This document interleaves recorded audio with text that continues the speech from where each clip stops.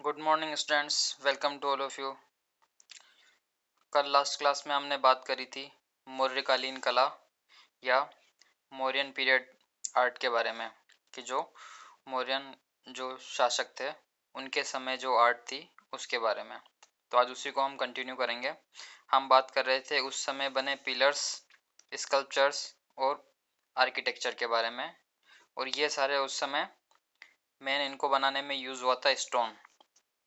तो स्टोन की जो आर्ट है वो इस समय की सबसे फेमस है, प्रसिद्ध है स्टोन से बनी हुई आर्ट। तो आइए हम इसको आगे कंटिन्यू करते हैं। हमने यहाँ तक कर लिया था सिंह शीर्ष सारनाथ। सारनाथ से जो पिलर मिला है अशोक का, जो हमारा नेशनल सिंबल भी है, उसके बारे में उसको हम थोड़ा और पढ़ेंगे आगे। हमने उसके बारे में ये पढ़ चुके थे कि उसके जो 5 पार्ट हैं उस पार्ट के बारे में हम पढ़ चुके हैं कि फर्स्ट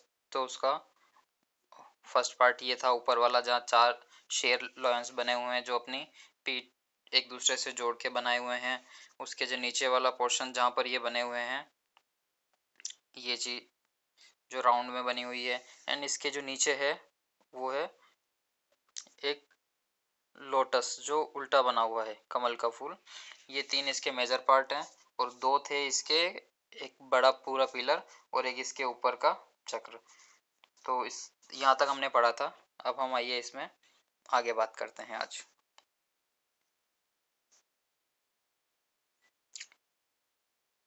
ये जो पिलर है ये अब सारनाथ के पुरातत्व संग्रहालय में सुरक्षित रखे गए हैं इनको। जहाँ उस समय था ये समय के साथ किसी के द्वारा तोड़ा गया या फिर टूट गया, तो उसका जो ऊपर का ये पार्ट है जो हम देख पा रहे हैं, जो हमारा नेशनल सिंबल है, इसको जो सारनाथ वाराणसी में जो म्यूजियम है वहाँ इसको रखा गया है। इस सिंह शीर्ष पर बनी एक वेदी, वेदी ये जो हमने देखा है ये वाला पोर्शन, इसे वेदी बोलते हैं, पर 4 सिंह एक दूसरे से पीठ जोड़कर बैठाए गए हैं। ये फर्स्ट जो हमारा मेन पार्ट है, ये वो आपस में पीठ जोड़े हुए बैठाए गए हैं। शेरों की ये चारों आकृतियां अत्यंत प्रभावशाली एवं ठोस है। प्रतिमा की स्मारकीय विशेषता स्पष्ट दृष्टिगोचर होती है। शेरों के चेहरे पर पेशी विन्यास बहुत सुदृढ़ और सुदृढ़ प्रतीत होता है। पेशी विन्यास मतलब कि ये जो लोयन है इनके ऊपर जो भी ये टेक्सचर दिख रहे हैं या जो इनका फेस दिख रहा है या इनके ये बाल ये बनाए हुए हैं, ये जैसे रियल होता है वैसी बनाने की पूरी कोशिश करी गई है उस समय के क्राफ्टमैन ने, उस समय के आर्टिस्ट ने। शेरों के चेहरे पर पेशी विन्यास बहुत सुदृढ़ प्रतीत होता है। होठों की विपर्यस्त रेखाएं और होठों के अंत में उनके फैलाव का प्रभाव यह दर्शाता है कि कलाकार अपनी सूक्ष्म दृष्टि शेर के मुख पर स्वाभाविक चित्रण करने में सफल रही। सूक्ष्म दृष्टि मतलब ये कि उसने इतना गौर से हर एक पार्ट को देखा है और हर एक पार्ट को उसने बनाया है, जैसे उसने पूरे रियल लोयन को ऑब्जर्व किया हो, उसको देखा हो पूरा, और सेम उसको उसके जैसा बनाने की कोशिश करी है। ऐसा प्रतीत होता है कि मानो शेरों ने अपनी सांस भीतर रोक रखी है। केसर की रेखाएं तीखी है। केसरी आयल, ये जो ये पोर्शन जो बना हुआ है ये वाला, इसको आयल या केसर कहते हैं। जो इसमें रेखाएं जो बनाई है उस समय के आर्टिस्ट ने, स्कल्पटर ने।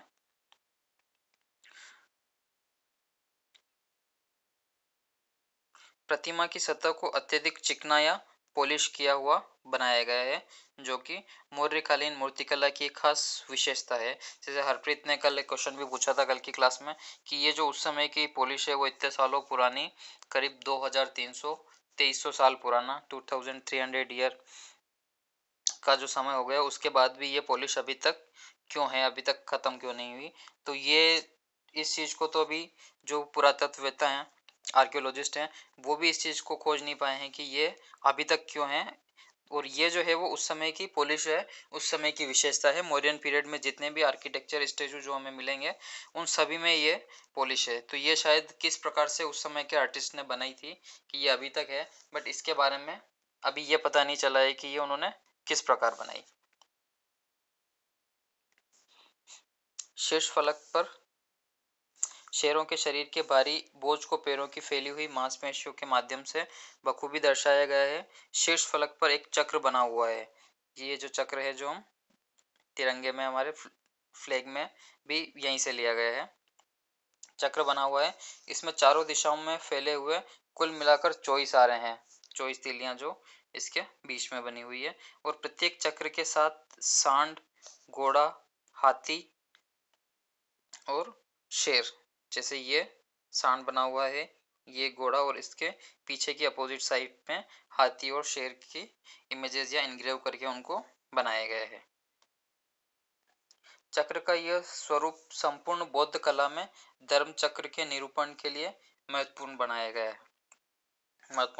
धर्म चक्र जैसे मैंने कल बताया था, धर्म चक्र परिवर्तन से मतलब है कि जो भगवान बुद्ध ने अपना प्रथम उपदेश दिया था उससे संबंधित है ये वर्ड। प्रत्येक पशु आकृति सतह से जुड़ी होने के बावजूद काफी विस्तृत है। उनकी मुद्रा शीर्ष फलक पर गतिमान प्रतीत होती है। गतिमान प्रतीत होता मतलब जैसे ये जो घोड़ा हॉर्स है ये दौड़ता हुआ दिख रहा है, बैल भी चलती हुई शेप में या स्थिति में बनाया हुआ है। प्रत्येक चक्र के बीच में सीमित स्थान होने के बावजूद इन पशु आकृतियों में ऐसा प्रतीत होता है कि कलाकार में सीमित स्थान में भी दर्शाने की पर्याप्त क्षमता थी, कि ये जो स्पेस है काफ़ी कम मिला है उसको वर्क के लिए, लेकिन उसके बीच में भी आर्टिस्ट ने काफ़ी अच्छी तरीके से इनको बनाया है कि जिससे लग नहीं पा रहा है कि काफ़ी कम स्पेस में भी इतना अच्छा काम उस समय के कलाकार ने किया हो। वृत्ताकार शीर्ष फलक पर, वृत्ताकार यानी जो गोल शेप है, वृत्ताकार शीर्ष फलक पर उल्टे कमल की आकृति पर टिका हुआ दिखाया गया है। ये जो है वृत्ताकार शेप है, गोल शेप, उसको कमल, उल्टा कमल जो ये है इस पर टिका हुआ दिखाया गया है।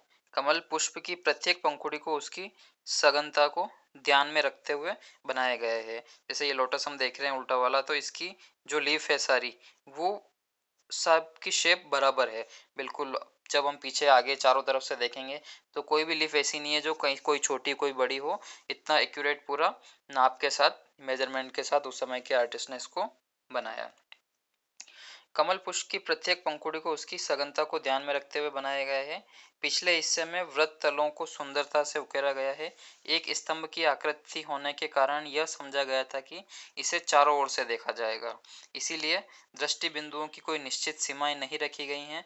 सिंह शीर्ष सांची में भी पाया गया है। एमपी में सांची एक जगह है, वहां से भी एक पिलर मिला है, उसके ऊपर भी शेर या लोयन बना हुआ है, वह टूटी फूटी हालत में है। सिंह शीर्ष वाले स्तंभ बनाने का क्रम परवर्ती काल में भी जारी रहा।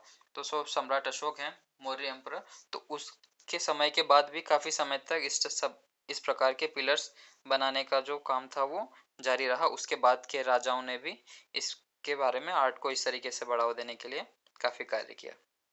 ये स्टेचू आप देख पा रहे हैं, ये पटना से मिली है। पटना में दीदारगंज एक जगह है, वहां से ये यक्षिणी का स्टेचू है, स्कल्पचर है। जैसे कल हमने पढ़ा था कि यक्ष और यक्षिणी, तो यक्ष जो है वो मेल देवता माने जाते थे और यक्षिणी है वो फीमेल देवता। तो ये उनकी एक स्टेचू है और ये आदमकद स्टेचू, आदमकद यानी कि जो आदमी के समान जो भी हाइट होती है 5 से 6 फीट के, उस हाइट की ये स्टेचू है। ये भी वहीं पर अभी म्यूजियम में रखी हुई है, इसके बारे में हम पढ़ेंगे।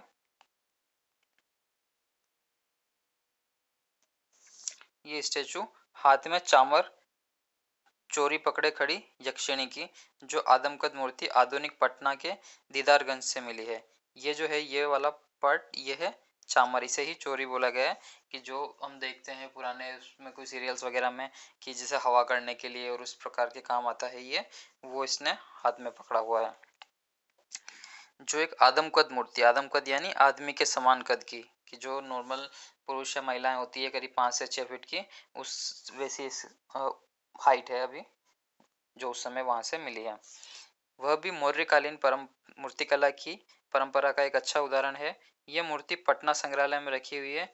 यह मूर्ति बलुआ पत्थर की बनी हुई है, सैंडस्टोन की बनी हुई है। ये स्टेचू जो है वो, इसका अंग विन्यास संतुलित एवं समानुपातिक है, कि इसको बनाने के लिए आर्टिस्ट ने जो सारे अपने हाथ पैर और जो भी होते हैं उसको पूरा प्रॉपर नाप लेकर के और उसको बनाया है। इसकी सतह पॉलिश की हुई चिकनी है। यक्षिणी को दाहिने हाथ में चोरी पकड़े की, जैसा भी हमने बात किया था, जिसको चुच्चामर भी बोलते हैं, पकड़े हुए दिखाया गया है राइट हैंड में। इसका दूसरा हाथ टूटा हुआ है। इस प्रतिमा में रूप और माध्यम के प्रयोग में कुशलता बरती गई है।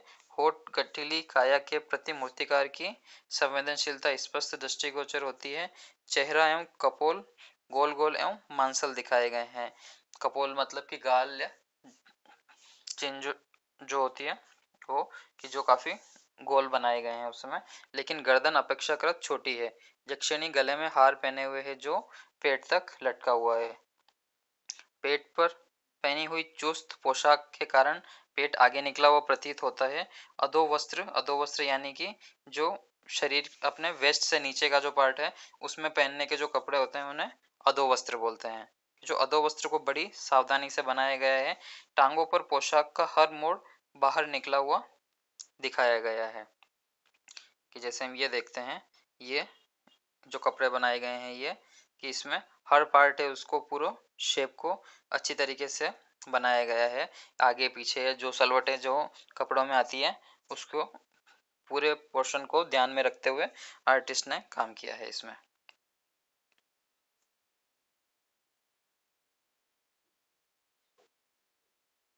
जो कुछ पारदर्शी प्रभाव उत्पन्न करता है। पोशाक को मध्यवर्ती पट्टी ऊपर से नीचे तक उसकी टांगों तक गिर रही है। वह पैरों में मोटे वजन वाले आभूषण पहने हुए, आभूषण है ऑर्नामेंट्स पहने हुए है, और अपनी टांगों पर मजबूती से खड़ी है। धड़ बाग का भारीपन उसके भारी उरोजों में दृष्टिगोचर होता है।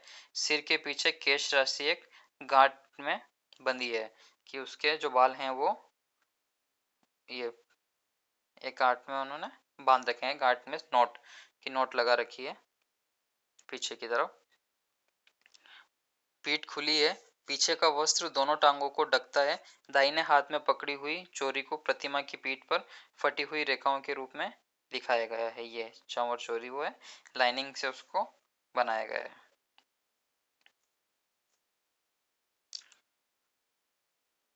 परवर्ती शताब्दी के स्तूपों में, परवर्ती शताब्दी मतलब उसके बाद के जो 100 ईयर्स निकले उनमें भी, जो बाद के 100 ईयर्स हैं उनमें स्तूपों और बहुत सी स्तूपों में और बहुत सी सुविधाएं जोड़ दी गई, कि यह एक स्तूप बना हुआ है। ये इस प्रकार का स्तूप के बारे में डिस्क्राइब से हम नेक्स्ट लेसन में पढ़ेंगे। उस समय पूरा आएगा कि स्तूप क्या होता है, किस प्रकार से बना होता है, उसमें क्या क्या उसके पार्ट होते हैं। नेक्स्ट लेसन में आएगा, वहां हम इसकी पूरी चर्चा करेंगे। जोड़ दी गई हैं जैसे कि प्रतिमाओं से अलंकृत गिरे हुए परिक्रमा पथ। अलंकृत का मतलब होता है सजावट, कि उस किसी चीज को सजा रखा हो, डेकोरेशन लाइक। परिक्रमा पथ यानी एक जिसके चारों तरफ परिक्रमा करते हैं घूमने, जैसे एक स्तूप बना हुआ है तो उसके चारों तरफ एक रास्ता छोड़ दिया जाता है 5 फीट 6 फीट का, कि जो लोग उसमें इसके चारों तरफ राउंड काटते हैं, परिक्रमा करते हैं। ऐसे अनेक स्तूप भी हैं जिनका निर्माण मूल रूप से तो पहले किया गया था, पर आगे चलकर दूसरी शताब्दी में उसमें कुछ और निर्माण जोड़ दिए गए। कि पहले ये जो बनाए गए थे वो मिट्टी से बनाए गए थे, उसके बाद इसके ऊपर फिर ईंटें लगाई गई उसको सेफ रखने के लिए, और जब कुछ समय बाद वो ईंटें भी टूटने लगी तो बाद में इनको पत्थर से बनाया गया। तो वो अलग अलग टाइम से उसमें जोड़ा गया, और पत्थर से बनाने के बाद फिर उसको डेकोरेट करने के लिए उसमें काफ़ी स्कल्पचर जोड़ दिए गए, उनके गेट बनाए गए। और ये सारा जो है वो नेक्स्ट लेसन में आएगा, उसमें हम आगे और इस पर विस्तृत चर्चा करेंगे। स्तूप में एक बेलनाकार डोल, एक वृत्ताकार अंडा और चोटी पर एक हर्मिक और एक छत्र होता है। ये स्तूप के पार्ट हैं, इसके बारे में हम पढ़ेंगे। ये भाग हिस्से सदा ज्यों के त्यों रहे, लेकिन आगे चलकर इनके रूप और आकार में थोड़ा बहुत परिवर्तन किया गया। गोलाकार परिक्रमा पथ के अलावा प्रवेश द्वार भी जोड़े गए। इस प्रकार स्तूप स्थापत्य में वास्तुकारों तथा मूर्तिकारों के लिए अपना कौशल दिखाने की काफी गुंजाइश होती है, कि ये सारे जो पार्ट जोड़ दिए गए और वो सारे स्टोन से बनाए गए, तो उस समय आर्टिस्ट को काफी स्पेस या बेस या धरातल मिल गया जिसपे वो अपना हुनर दिखा सकता था, अपनी आर्ट दिखा सकता था, जो कि उसने दिखाई। इस प्रकार स्तूप स्थापत्य में वास्तुकारों तथा मूर्तिकारों के लिए अपना कौशल दिखाने की काफी गुंजाइश होती है, और वे उसमें यथावश्यक परिवर्तन परिवर्धन कर सकते हैं और नई नई प्रतिमा उकेर सकते हैं। यथा आवश्यक यानी कि जितना जरूरी हो परिवर्तन या परिवर्धन की उसमें चेंज कर सकते हैं या उसको और अच्छा कर सकते हैं, उसमें नई नई स्कल्पचर्स उसमें बना सकते हैं इनग्रेव करके। ईसा पूर्व दूसरी शताब्दी कि बिफोर क्राइस्ट 200 ईयर तक हमें बुद्ध प्रतिमाओं या आकृतियों के दर्शन नहीं होते, कि जीसस क्राइस्ट के बर्थ से 200 साल पहले तक हमें बुद्ध के स्कल्पचर या स्टेचू हमें नहीं मिलते हैं। ये जो स्टेचूज हैं सब उसके बाद में बनाए गए हैं। उससे पहले बुद्ध को प्रतीकों यानी एज ए सिंबल्स उनकी पूजा होती थी, जैसे पद चिन्हों कि उनके पैर के चिन्ह, स्तूपों जैसे ये स्तूप हमने अभी बात करी है, भरूच का जो स्तूप दिख रहा है हमें, कमल सिंहासन, चक्र आदि के रूप में दर्शाया गया है कि ये सिंबल्स बनाए जाते थे और इन सिंबल्स की पूजा की जाती थी। बुद्ध की मानव के रूप में पूजा नहीं की जाती थी। उनकी मूर्ति 200 ईसा पूर्व 200 सालों तक हमें नहीं मिलती ऐसी, ये उसके बाद में मिलती है। यह दर्शाता है कि इस समय तक पूजा या आराधना की पद्धति सरल थी और कभी कभी उनके जीवन की घटनाओं को चित्रात्मक रूप से प्रस्तुत किया जाता था। जातक कथा या बुद्ध के जन्म की किसी घटना का वर्णन बौद्ध परंपरा का अभिन्न अंग रहा है। अब हम बात करते हैं जातक कथाएं क्या होता है। जो बुद्ध को या बुद्ध धर्म को जो मानने वाले लोग थे, जो बुद्ध साधु संत थे, उनका यह मानना था कि जब भगवान बुद्ध जो है वो सिर्फ उनका ये फर्स्ट जन्म नहीं है, इससे पहले वो बहुत जन्म ले चुके हैं और उन्होंने समाज के लिए देश के लिए काफी काम किया है और अपना जीवन उन्हीं के लोगों के हित में उन्होंने बिताया है। और यही नहीं, इससे पुराने काफी जीवन उन्होंने बिताए हैं, इसीलिए वो अब भगवान बन चुके हैं। उनका मानना ये था। तो उनके पिछले जन्म की जो काफी सारी कथाएं हैं उन्हें बोलते हैं जातक कथाएं, जिसमें वो काफी कथाओं में जानवर बने हैं, किसी में उनको बंदर दिखाया है, किसी में उनको कबूतर दिखाया है, किसी में उनको हाथी दिखाया है, ये अलग अलग स्टोरीज हैं काफी सारी, तो उन्हें बोलते हैं जातक कथाएं। बुद्ध के जीवन की किसी घटना का वर्णन बौद्ध परंपरा का अभिन्न अंग था। जातक कथाएं स्तूपों के परिक्रमा पथों और तोरण द्वारों पर चित्रित की गई। तो जो हमने भी बात करी थी, जो स्तूप हैं इसमें परिक्रमा पथ या जो गेट हैं, गेट्स तोरण द्वार, तो वो उनके ऊपर उस समय के आर्टिस्ट ने ये इनग्रेव की थी इन सारी घटनाओं को। चित्रात्मक परंपरा में मुख्य रूप से संक्षेप आख्यान, सतत आख्यान और घटनात्मक आख्यान पद्धति का प्रयोग किया गया है। अब ये तीनों क्या होते हैं हम बात करते हैं। संक्षेप आख्यान मतलब कि कोई भी घटना जिसको उसका छोटा सा रूप बनाया गया है, कि उसको ज्यादा डिस्क्राइब नहीं किया हुआ है, कि जैसे बुद्ध ने कुछ उपदेश दिया तो बुद्ध और उनको जो उस समय के जो लोग हैं वो एक ड्राइंग में या एक जगह पर उनको इनग्रेव करके बना दिया। और दूसरा है ये सतत आख्यान। सतत आख्यान का मतलब है कंटिन्यूस जो है वो बनाया गया, जैसे एक पूरी स्टोरी हो। जैसे बुद्ध के बर्थ का जो एक ड्राइंग बना हुआ है कि उसमें बुद्ध के जन्म के पहले का, उसके बाद का, जैसे उनकी माँ का नाम था माया देवी, तो जब बुद्ध का जन्म होने वाला था उससे पहले का सीन, और काफी एक पूरा बड़ा इनग्रेव करके ड्राइंग बनाया हुआ है। स्कल्पचर जो बनाया हुआ है वो आएगा सतत आख्यान में। सतत मतलब कंटिन्यूस जो है वो डिस्क्राइब किया हुआ है। और घटनात्मक आख्यान ये है कि इसी एक कोई छोटी मोटी हैपनिंग को लेकर के कि जा छोटा बनाया हो। वो संक्षेप आख्यान से तो बड़ा था, बट सतत आख्यान से छोटा होता है कि किसी एक घटना या हैपनिंग के बारे में होता है। तो ये तीन प्रकार के जो आर्ट जो है वो बनाई गई है तीन तरीके से, और ये सारी एनग्रेव करके बनाई गई है। ये पूरा चारों तरफ से दिखने वाले स्कल्पचर नहीं है, न ये एक ड्राइंग है जो किसी ब्रश से, कलर से या उससे बनाया गया हो। ये स्टोन पे इनग्रेव करके उस समय के स्कल्पचर ने बनाया था। वैसे तो सभी बौद्ध स्मारकों में मुख्य विषय बुद्ध के जन्म की घटनाएं ही हैं। ये जो बौद्ध स्मारक या बुद्ध से संबंधित जो भी जगह हैं, धार्मिक जगह हैं, वहाँ पे सिर्फ बुद्ध के जीवन, महात्मा बुद्ध या भगवान बुद्ध हैं, उनके जीवन की घटनाएं को ही इनग्रेव करके बनाया गया है। लेकिन मूर्तियां या आकृतियों से सजावट करने के मामले में जातक कथाएं भी समान रूप से महत्वपूर्ण रही हैं। अब जो बुद्ध के जीवन की घटनाएं और जातक कथाएं दोनों में डिफरेंस है। जो बुद्ध के जीवन की घटनाएं हैं ये तो वो हैं कि जब बुद्ध का जन्म हुआ और उनके जब तक वो जीवित रहे तब तक की बीच की जो सारी घटनाएं हैं, जैसे उनका जन्म हुआ, उन्होंने अपने घर को छोड़ा, फिर उनको ज्ञान प्राप्त हुआ, फिर जब उनकी डेथ हुई उनको मोक्ष प्राप्त हुआ, उस समय की जो सारी हैं वो उनके जीवन की घटनाएं हैं, और जातक कथाएं हैं वो उनके पूर्व जन्म की जो कथाएं हैं वो हैं। दोनों में ये डिफरेंस है। बुद्ध के जीवन में संबंधित अनेक महत्वपूर्ण घटनाएं हैं, कि जो बुद्ध के जीवन में जो मोस्ट जो घटनाएं हैं वो सबसे हैं। फर्स्ट इसमें आता है बुद्ध के जन्म, बुद्ध का गृह त्याग, जब उन्होंने अपने घर को छोड़ा, कि उनके वाइफ और एक बच्चा था, उनको छोड़ करके रात को वो निकल गए थे ज्ञान प्राप्ति के लिए।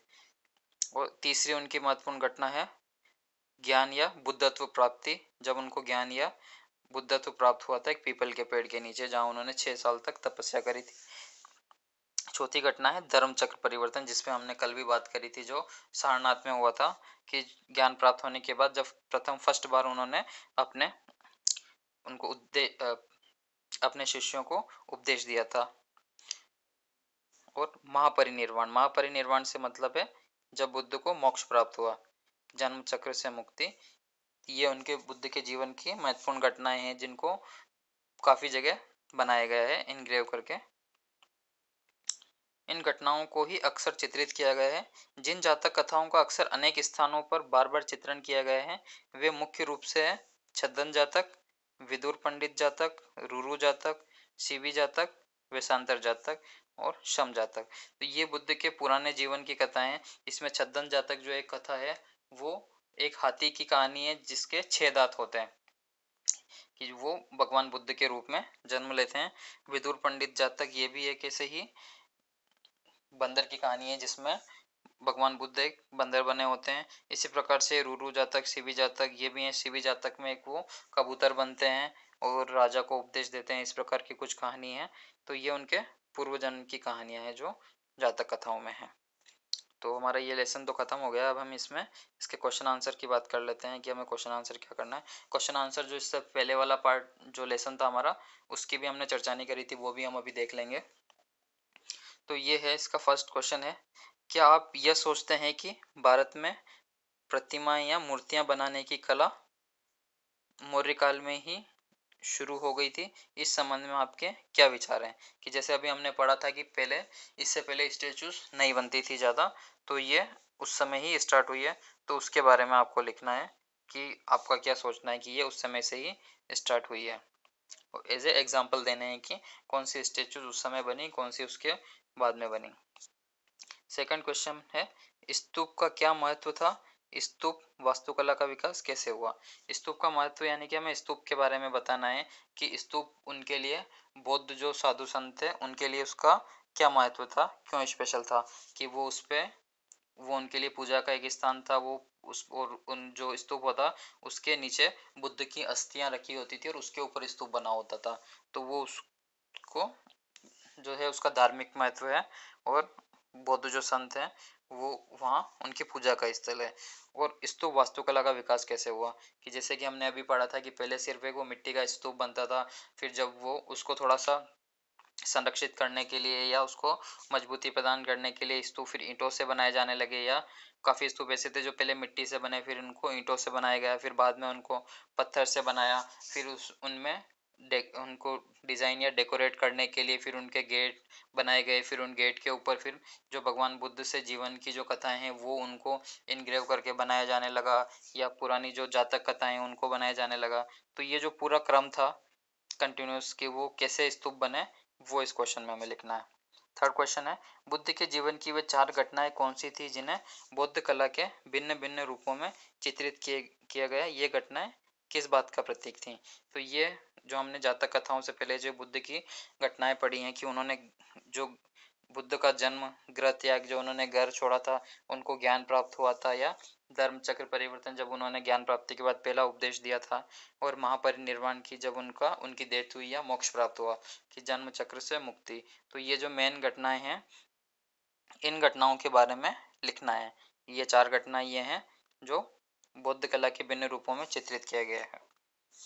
जातक कथा क्या है? जातक कथाओं का बौद्ध धर्म से क्या संबंध है, पता लगाइए। जैसा कि मैंने बताया जातक कथाएं क्या हैं, बुद्ध के पुराने जन्म से जो जुड़ी हुई कथाएं हैं उन्हें जातक कथाएं कहते हैं। तो यही इसका बुद्ध जो है बौद्ध धर्म से इसका संबंध है, इसके बारे में लिखना है।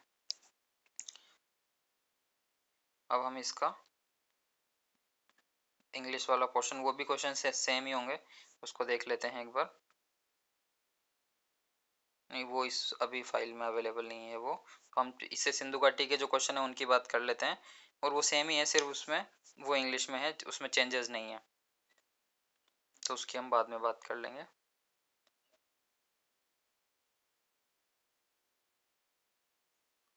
सेकंड पार्ट के जो हमारे क्वेश्चन रह गए थे उस पर हम बात कर लेते हैं।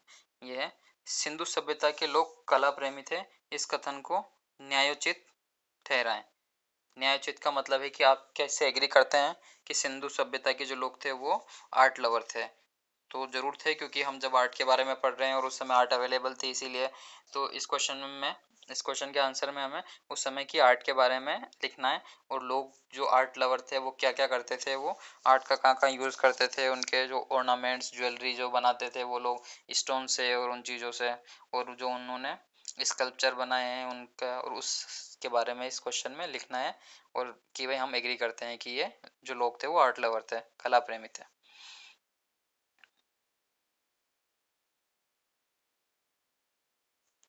हड़प्पाई मृण मूर्ति कला, मृण मूर्ति कला से मतलब है मिट्टी की बनी हुई जो आर्ट थी वो हड़प्पाई मृण मूर्ति कला। और आज प्रचलित मृण मूर्ति कला, कि अभी जो मिट्टी के क्ले के जो भी आर्ट ऑब्जेक्ट जो मिलते हैं, और जो लेसन में हमने उस समय के मिट्टी के बने क्ले के बने आर्ट ऑब्जेक्ट्स के बारे में जो हमने बात करी है, उसमें क्या समानताएं और क्या भिन्नताएं पाते हैं। कि जैसे हम देखते हैं कि आज के मार्केट में डेकोरेशन के लिए, घर की सजावट के लिए जो मिट्टी के छोटे स्टेचूज स्कल्पचर्स जो हमें मिलते हैं, वो किस प्रकार के हैं, कैसे बने हुए हैं, और जो बुक में हमने पढ़े हैं कि उस समय के टेराकोटा खिलौने, जैसे कि आप भी देख अभी इसमें भी ये देख पा रहे हैं, ये मिट्टी के बने हुए हैं, तो इनमें क्या डिफरेंसेस हैं दोनों में, इनके बारे में लिखना है। थर्ड क्वेश्चन है, मुद्राएं भिन्न भिन्न प्रकार की सामग्रियों से बनाई जाती थी। मुद्राएं यानी सील, कि भिन्न भिन्न प्रकार की सामग्री, जैसे मिट्टी से भी बनती थी वो, स्टोन से भी बनती थी, और मेटल से भी बनती थी, तो जो अलग अलग सामग्रियों से बनाई जाती थी। सिंधु घाटी की मुद्राओं के संदर्भ को ध्यान में रखते हुए क्या आप किसी अन्य सामग्री से मुद्रा बनाना चाहेंगे, कि वहाँ इस तीन चीज़ों से बनती थी, तो आप उस कौन सी चीज़ से नई ऐसी सामग्री या नई चीज़ों जिससे आप सील या मुद्रा बनाना चाहें, और वे कौन से पशु हैं जिनकी आकृतियां आप अपनी मुद्राओं पर बनाना चाहेंगे और क्यों। क्योंकि उस समय की जो सारी सील्स हैं, उन सभी सील के ऊपर कोई ना कोई पशु की आकृति उन्होंने बनाई हुई थी। कि जैसे हम देखते हैं ये सील है, तो इनके ऊपर उन्होंने एक सिंगे की मोहर, एक सिंग वाले एक जानवर बनाया हुआ है ऊपर में, नीचे जो है वो पशुपति की मोहर है ये, जिसमें उन्होंने 4 जानवर और एक पशुपति देवता, जिसे हम शिव जी मानते हैं, भगवान शिव की है प्रथम फर्स्ट साक्ष्य जो मिला है वहां से, तो ये सारे उनमें पशुओं के चित्र हैं। तो इनमें से आप कौन जो सील बनाएंगे उस पर कौन से पशु का चित्र बनाना चाहेंगे, उसके बारे में लिखना है। फोर्थ क्वेश्चन है, सिंधु सभ्यता से प्राप्त, इंडस वैली सिविलाइजेशन से प्राप्त कला संबंधी वस्तुओं से हमें उनके जीवन के विषय में क्या पता चलता है। कि जो हमने इंडस वैली आर्ट जो पढ़ी है, इस समय जो हमें चीज़ें मिली है यहाँ से, जो सारी वस्तुएं हैं उनके स्कल्पचर आर्किटेक्चर या जो भी चीज़ हमें प्राप्त है, उनकी चीज़ों से सब उनके जीवन के विषय में हमें क्या पता चलता है, या उनका जो आर्किटेक्चर था, जो उन्होंने सड़कें बनाई हुई थी, जो उन्होंने नहाने के लिए बड़ा स्विमिंग पूल बनाया हुआ था, वो सारी चीज़ें देखते हुए हम उनके कि उनका जीवन कैसा रहा होगा, वो उनकी लाइफ स्टाइल क्या थी, वो कैसे जीते थे, कैसे अपना पूरा दिन वो बिताते थे, कि उसके बारे में हमें लिखना है। फिफ्थ क्वेश्चन है, कल्पना कीजिए कि आप किसी संग्रहालय में संग्रहपाल क्यूरेटर, आर्ट क्यूरेटर के रूप में कार्य कर रहे हैं, और आपको सिंधु कला के विषय में एक प्रदर्शनी बनानी है। सिंधु सभ्यता में उत्पादित और प्रयुक्त पत्थर, धातु यानी मेटल और मिट्टी की बनी हुई कम से कम 10 वस्तुओं को चित्र इकट्ठा करें और प्रदर्शनी लगाएं। ये फिफ्थ क्वेश्चन में आपको ऐसा करना है कि ये कोई ऐसी 10 थिंग्स जो है वो सर्च करनी है नेट से, जो इंडस वैली आर्ट सिविलाइजेशन की हो, और उनको अपनी नोटबुक में पेस्ट करना है, और उनके नीचे लिखना है कि इनका नाम क्या है, और थोड़ा बहुत अगर डिस्क्रिप्शन अगर उसमें मिलता है तो वो करना है।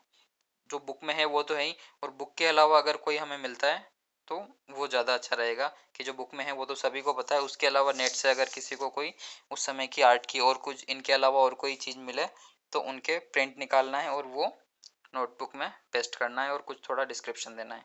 हमने यहाँ तक पढ़ लिया था। और बात के ये कुछ स्कल्पचर थे जिनकी हमने बात नहीं करी थी, जो काफ़ी फेमस हैं, प्रसिद्ध हैं, तो उनके बारे में हम थोड़ा पढ़ लेते हैं। ये जो हमें एक नर्तकी की मूर्ति जो डांसर है, ब्रॉन्ज की बनी हुई, ये मिली है। ये सबसे प्रसिद्ध है सिंधु घाटी सभ्यता की, इंडस वैली सिविलाइजेशन की सबसे फेमस स्कल्पचर है ये नर्तकी की मूर्ति। सिंधु घाटी की कलाकृतियों में एक सर्वोत्कृष्ट कृति एक नाचती हुई लड़की यानी नर्तकी की कांस्य प्रतिमा है। कांस्य यानी ब्रॉन्ज, ब्रॉन्ज की बनी हुई, ब्रॉन्ज मेटल की बनी हुई है ये स्कल्पचर, जिसकी ऊंचाई लगभग 4 इंच है। कि ये हाइट ज़्यादा नहीं है इसकी, ओनली 4 इंच की इसकी हाइट है।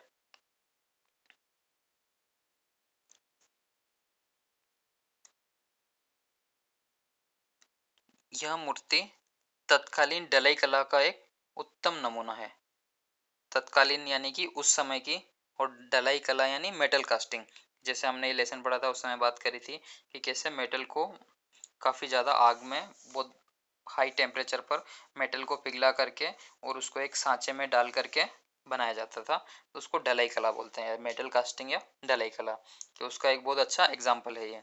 नर्तकी की त्वचा का रंग सांवला दिखाया गया है। यह लगभग निर्वस्त्र है। इसके लंबे केश सिर के पीछे एक जूड़े के रूप में गुथे हुए हैं। ये इसकी बाईं भुजा चूड़ियों से ढकी हुई है। ये और उसका लेफ्ट हैंड है, ये ऊपर से नीचे तक पूरा चूड़ियां, बेंगल्स उसने पहनी हुई है। अपनी दाईं भुजा के ऊपरी भाग में बाजूबंद, ये ऑर्नामेंट, और नीचे के भाग में कड़ा पहने हुए है। ये कोड़ियों से बना हार उसके गले की शोभा बढ़ा रहा है। उसका दाहिना हाथ उसकी कमर पर टिका है और बायां हाथ परंपरागत भारतीय नृत्य की मुद्रा में उसके घुटने के ऊपर बाईं जांघ पर टिका हुआ प्रतीत होता है। इसकी आंखें बड़ी बड़ी और नाक चपटी है। यह आकृति भावाभिव्यक्ति और शारीरिक ऊर्जा से ओतप्रोत है और हमें बहुत कुछ कह रही है। अभी हम, ये सेकंड लेसन है और अभी हमने थर्ड लेसन की इससे पहले बात करी थी। तो इस समय के स्कल्पचर में और उस समय के स्कल्पचर में भी काफ़ी डिफरेंस है। जैसे अभी हमने दीदारगंज की यक्षिणी का स्टेचू देखा था, स्टोन का बना हुआ, और ये है मेटल का बना हुआ। तो उस समय के और उस समय के आर्टिस्ट में भी काफ़ी डिफरेंस आ गया था। ये इस समय मेटल की बनाई थी इन्होंने, और उस समय वो जो बड़े स्टेचूज बने हैं, इतने बड़े तो मेटल के बन भी नहीं सकते थे, इसीलिए उन्होंने स्टोन के बनाए, बट वो काफ़ी ज़्यादा अच्छे बने हुए हैं इनसे। और ये है भी करीब आज से 5300 साल पहले की स्टेचू है। ये जो हम देख पा रहे हैं नर्तकी की जो ये मूर्ति है, ये आज से करीब 5000 साल पहले बनी थी। सेकंड जो है वो स्टेचू है, स्कल्पचर, वृषभ प्रतिमा। ये एक सांड की मूर्ति है जो मोहनजोदड़ो से पाई गई। मोहनजोदड़ो अभी पाकिस्तान में है। ये भी ब्रॉन्ज से बनी हुई है। विशेष रूप से उल्लेखनीय है क्योंकि इसमें एक भारी भरकम वृषभ का आक्रामक मुद्रा में बखूबी प्रस्तुत किया गया है। वृषभ गुस्से में सिर दाईं ओर घुमाए हुए और उसके गले में एक रस्सा बंधा हुआ है। चाहे इसमें आर्ट या जो बनाए गए हैं वो ज़्यादा अच्छे नहीं हो, लेकिन जो इमोशन जो है जानवर के और जो भाव जो आर्टिस्ट को बनाने वाले के मन में रहा होगा, वो काफ़ी अच्छा है। वो आर्टिस्ट ने बखूबी तरीके से अपने भाव, वो है वो पूरी तरीके से उसमें इमोशंस जो सारे स्कल्पचर में हमें दिखाई देता है। नेक्स्ट तीन और है हमारे पास। फर्स्ट थर्ड है पुरुष धड़। धड़ मतलब सिर के जो नीचे का पार्ट होता है उसे धड़ बोलते हैं। पुरुष धड़ की यह मूर्ति लाल बलुआ पत्थर की बनी हुई है, रेड सैंडस्टोन की, जिसमें सिर और भुजाएं जोड़ने के लिए गर्दन और कंधे में गड्ढे बने हुए हैं। ये तो यहाँ पर वो हाथ जो है वो जोड़े होंगे, लेकिन वो समय के साथ टूट गए और वो अभी हमें प्राप्त नहीं हुए हैं। धड़ के सामने वाले हिस्से को एक विशेष मुद्रा में सोच समझकर बनाया गया है। कंधे अच्छे पके हुए और पेट कुछ बाहर निकला हुआ है। उसके बाद है चित्रित मृदभांड। यानी ऊपर ये जो ड्राइंग की हुई है वो मिट्टी का बना हुआ बर्तन। ये हमें मोहनजोदड़ो में पाया गया है। यह पात्र कुम्हार की चाक पर चिकनी मिट्टी से बना हुआ है। चाक की हमने बात करी थी जब हमने पढ़ा था लेसन। ये चाक पे बना हुआ है और इस पे ये ज्योमेट्रिकल फॉर्म्स से उसको डेकोरेट किया है। कुम्हार ने अपनी कुशल अंगुलियों की सहायता से उसे एक आकर्षक रूप दिया है। आग में पकाने के बाद इस मिट्टी के पात्र को काले रंग से रंगा गया है, ब्लैक कलर से इसमें ये बनाए गए हैं। इस पर बने हुए चित्र वनस्पतियों और ज्यामितीय आकृतियों के हैं। ये ज्योमेट्रिकल फॉर्म्स और वनस्पति को इसके ऊपर बनाया गया है। वनस्पति यानी पेड़ पौधे पत्तियां से इसको डेकोरेट किया गया है। वैसे तो ये चित्र साधारण है लेकिन इसमें अमूर्तीकरण की प्रवृत्ति दिखाई देती है। अमूर्तीकरण से मतलब है एब्स्ट्रैक्ट आर्ट की शुरुआत उस समय यहाँ से हुई थी। नेक्स्ट है मातृका, मिट्टी की बनी हुई स्टेचू है एक। मातृका की मूर्तियों को आमतौर पर बद्दी अपरिष्कृत खड़ी मुद्रा में बनाया गया है कि ये ज़्यादा अच्छे तरीके से, इनकी क्वालिटी अच्छी नहीं थी उसमें बनाने का, आर्टिस्टिक जो था वो इतना ज़्यादा अच्छा नहीं है कि जो हमने दूसरे वाले पुराने वाले जो स्कल्पचर देखे हुए हैं उसके जितनी अच्छी नहीं है ये। और कमर के चारों ओर एक अधोवस्त्र लपेटे हुए है। ये पार्ट में जो नीचे वेस्ट या कमर से नीचे के जो वस्त्र कपड़े होते हैं उन्हें अधोवस्त्र बोलते हैं। करदनी पहने हुए दिखाया गया है। करदनी ये ऑर्नामेंट करदनी बोलते हैं उसे, दिखाया गया है। सिर पर पंखे जैसा आवरण ये, और दोनों तरफ प्याले नुमा उभार सिंधु घाटी की मातृ देवियों की प्रतिमा की एक अलंकारिक विशेषता है। इन आकृतियों की गोल गोल आंखें और चोंच जैसी नाक बहुत ही भद्दी या बुरी दिखाई देती है, ये अच्छी नहीं बनी हुई है। और इनका मुंह ऐसा लगता है कि जैसे चीर कर बनाए गए हैं, जैसे फेस के बीच में ये लाइन देख पा रहे हैं, ऐसा लगता है कि फेस ये चीर कर बनाया गया है। तो ये पार्ट था हमारा, ये भी फिनिश हो गया। तो इसके क्वेश्चन आंसर हमें दोनों के करने हैं, फर्स्ट और थर्ड लेसन के।